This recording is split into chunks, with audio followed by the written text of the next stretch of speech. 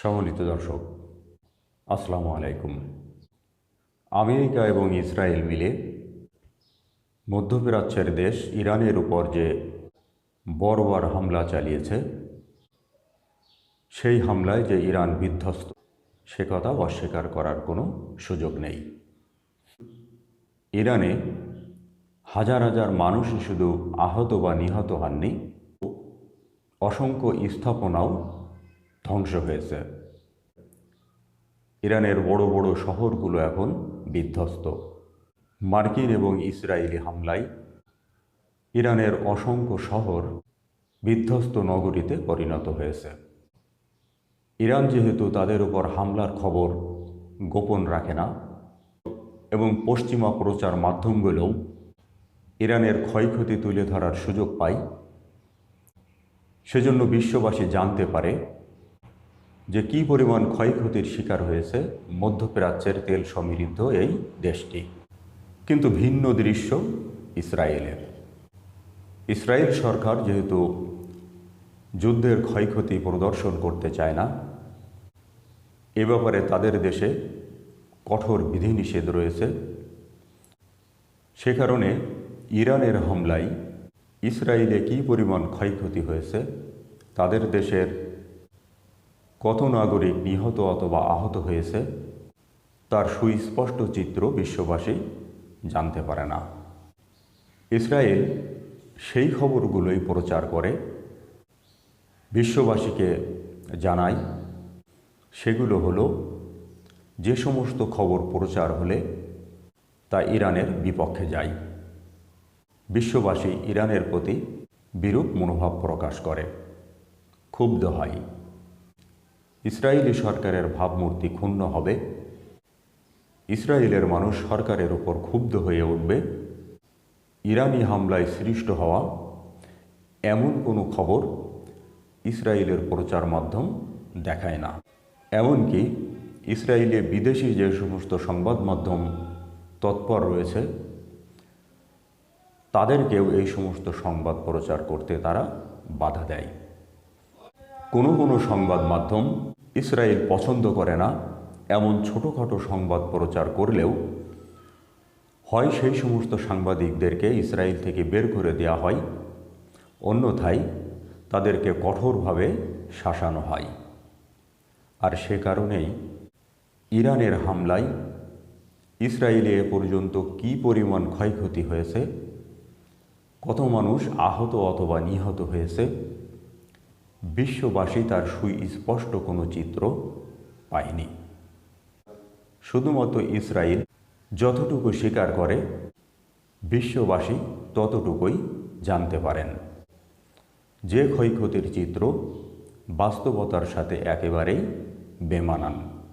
ইসরায়েলের দিকে যারা দৃষ্টি রাখেন, ইরানি হামলায় ইসরায়েলে কী পরিমাণ ক্ষয়ক্ষতি হয়েছে সব বিষয় জানার চেষ্টা করেন, তাদের অনেকেই দেখে থাকবেন সোশ্যাল মাধ্যমে ইসরায়েলের অনেক ক্ষয়ক্ষতির চিত্র ফুটে ওঠে। দেশি বিদেশি মানুষ অত্যন্ত গোপনে সেই সমস্ত ক্ষয়ক্ষতির চিত্র ধারণ করে সোশ্যাল মিডিয়ায় প্রকাশ করেন। বিশেষ করে এক্স হ্যান্ডেলে যারা নজর রাখেন, তাদের অনেকেরই কিন্তু দেখার সুযোগ হয় যে ইসরায়েল যা স্বীকার করে তার চেয়ে ক্ষয়ক্ষতির পরিমাণ কত বেশি। প্রথম দিকে ইসরায়েল ব্যাপকভাবে বিধিনিষেধ আরোপ করতে সক্ষম হলেও শেষের দিকে কিন্তু ক্ষয়ক্ষতির অনেক চিত্রই ফাঁস হয়ে যায়। সোশ্যাল মিডিয়ায় প্রকাশ হয়ে পড়ে বিধ্বস্ত ইসরায়েলের বিভিন্ন শহরের ছবি। সেই সমস্ত চিত্র দেখে অনেকেই কিন্তু এমনও মন্তব্য করেছেন যে ইসরায়েল স্বীকার করুক আর নাই করুক, তাদের অনেক শহর যে গাজা শহরে পরিণত হয়েছে, সে কথা অস্বীকার করার কোনো সুযোগ নেই। ইসরায়েলে যে ব্যাপক ক্ষয়ক্ষতি হয়েছে, দেশটির সরকারি দপ্তরের একটি হিসাব থেকেও তা অনুমান করা যায়। কারণ 40 দিনব্যাপী এই যুদ্ধে বসতবাড়ি বা স্থাপনা বিধ্বস্ত হয়েছে, তার মধ্যে 23,000-এরও বেশি স্থাপনা রয়েছে যেগুলো বেসরকারি। ইসরায়েলের আইন অনুযায়ী যুদ্ধে যদি কোনো বেসরকারি স্থাপনা বিধ্বস্ত হয় বা ক্ষতির শিকার হয়, তাহলে সরকারের পক্ষ থেকে সেই ক্ষতিপূরণ দেয়া হয়। তারই অংশ হিসাবে সংশ্লিষ্ট দপ্তরে গত 40 দিনে 23,000-এরও বেশি মানুষ ক্ষতিপূরণের দাবি জানিয়ে আবেদন করেছেন। তা থেকেই বোঝা যায় তাদের শহরগুলোর অবস্থা এখন কেমন। এর বাইরে ইরানের সাথে চলমান যুদ্ধে ইসরায়েলের যে পরিমাণ ক্ষতি হয়েছে তার পরিমাণ 13 বিলিয়ন মার্কিন ডলার বলে খোদ ইসরায়েলি সরকারের পক্ষ থেকেই বলা হয়েছে। ইসরায়েলের সরকারি হিসাব মতে 9 এপ্রিল পর্যন্ত ক্ষতিপূরণের দাবি জানিয়ে ইসরায়েলের সংশ্লিষ্ট দপ্তরে আবেদন পড়েছে প্রায় 29,000। খোদ ইসরায়েলি সরকারের হিসাব মতেই ইরানের হামলায় তাদের 6টি শহরে ব্যাপকভাবে ক্ষয়ক্ষতি হয়েছে। এই সমস্ত শহরের অনেক বড় বড় ভবনের এখন অস্তিত্বই নেই। সুদৃশ্য অনেক স্থাপনা ভূমির সাথে মিশে গেছে। ইসরায়েলের সবচেয়ে ক্ষতিগ্রস্ত শহরটির নাম তেল আবিব, যেটি ওই দেশটির রাজধানী। ইসরায়েলের আকাশ প্রতিরক্ষা ব্যবস্থা এতটাই শক্তিশালী যে তারা গর্ব করে বলতো যে তাদের প্রতিরক্ষা ব্যবস্থা ভেদ করে কোনোভাবে ইসরায়েলে আক্রমণ করা সম্ভব নয়। কিন্তু হিসাবে দেখা যাচ্ছে যে ইরানি হামলায় তেল আবিবেই ক্ষয়ক্ষতি হয়েছে সবচেয়ে বেশি। সেখানে ক্ষতিপূরণের আবেদন পড়েছে 5,000-এরও বেশি। এরপরে ইসরায়েলের যে শহরটি রয়েছে সেটি হলো বীরশেবা।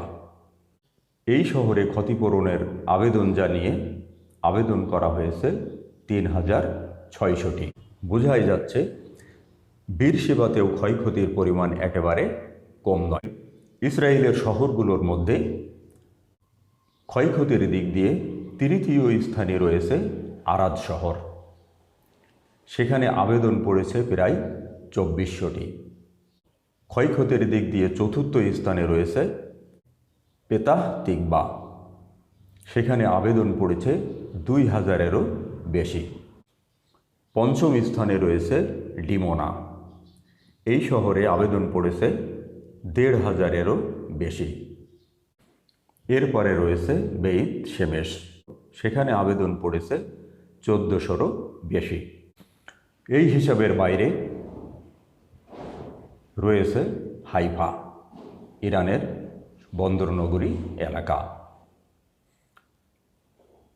সেই শহরে কী পরিমাণ ক্ষয়ক্ষতি হয়েছে তার চিত্র যদি এর সাথে যোগ হয় তাহলে অঙ্কটি আরও বেশি বড় হবে। ইরানের হামলায় ইসরায়েলেও যে ব্যাপক ক্ষয়ক্ষতি হয়েছে এটি সরকারি দপ্তরে জমা পড়া তার একটি খণ্ডচিত্র। বাস্তবে এর পরিমাণ আরও অনেক বেশি। সময় যত যাবে এই ক্ষয়ক্ষতির পরিমাণ আস্তে আস্তে প্রকাশ্যে আসবে। তখন বোঝা যাবে বাস্তবে ইসরায়েল কী পরিমাণ ক্ষয়ক্ষতির শিকার হয়েছে।